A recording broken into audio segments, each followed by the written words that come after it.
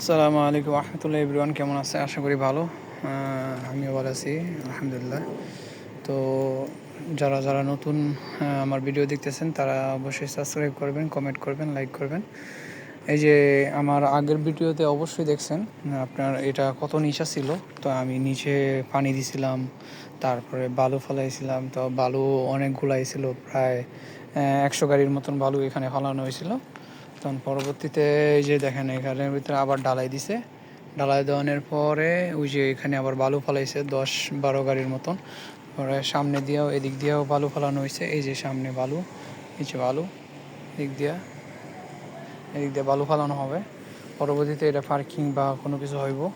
তো আপনারা দেখতে পারতেছেন। তো আশা করি আর কি ওরা নিচের থেকে কীভাবে আপনার কাজগুলা করে, সেম উইগুলোও একই রকমভাবে করছে, ঠিক আছে?